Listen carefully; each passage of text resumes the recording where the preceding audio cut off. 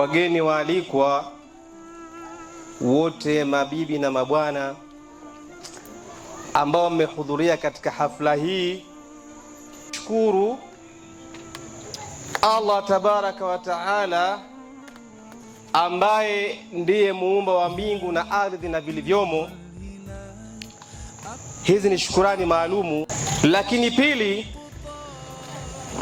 nichukue fursa hii nitoe shukurani zangu haswatan kwa baba wa familia hii ambaye mheshimiwa wetu diwani wa kata hii ya Lwanima, ndugu Chanila. Twashukuru sana mheshimiwa, kwa sababu ulilolifanya hili ni la kwetu Waislamu.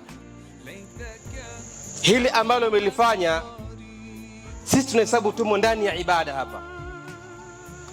Kwa hiyo tunamuomba Mwenyezi Mungu Subhanahu wa Ta'ala kwa hili ambalo umelifanya, Mwenyezi Mungu akulipe hapa hapa duniani, na ili tukutane tena mwakani maeneo kama haya na kwa shughuli kama hii na nyinginezo za kheri. Ndugu mheshimiwa, lakini pia ningependa nitoe shukurani zangu haswa kwa mwenza wako ambaye yeye pia ana mchango mkubwa katika hili.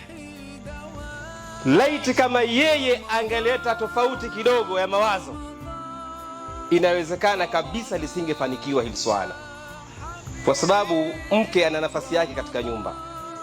Kwa hiyo pia shukrani hizi ziwaendee familia, watoto wa familia hii. Ndugu mheshimiwa na wote ambao tumehudhuria, sisi Waislamu, hii ambayo tumeitekeleza hapa ni ibada kwetu sisi. Kwa hiyo tunashukuru sana, na imezingatia misingi ya dini yetu ya Kiislamu, kwa sababu hakuna mchanganyiko. Kwa wakina mama kidogo wametengwa sehemu yao, imezingatia vigezo na masharti ya dini yetu ya Kiislamu. Ndugu mheshimiwa, sisi Waislamu tunasema kwamba umetuheshimisha sana, kwa sababu Waislamu ni sehemu tu ya wapiga kura wako. Sio wote waliopiga kura ambao wako hapa, ni sehemu. Lakini umechukua fursa hii ukaamua uwaite sehemu ya wapiga kura wako, kwa maana ya Waislamu, waje washirikiane na wewe katika ibada hii. Kwa kweli tunasema umetuheshimisha sana. Kisha kwako, jamani Waislamu mko hapa, taarifa nilifikisha kwa mheshimiwa diwani na anaikumbuka na ataifanyia kazi inshallah. Sasa kumsemea. Kwa hiyo Waislamu wanasema wako pamoja na wewe mheshimiwa. Tutashirikiana na wewe bega kwa bega mpaka kufikia hapo Allah atakapokuwa amekadiria kwamba tufikie mwisho. Diwani, Waislamu wameridhika na wamefurahi sana, na wanakuombea dua sana katika safari yako ya kuongoza jahazi hili la kata hii ya Lwanima.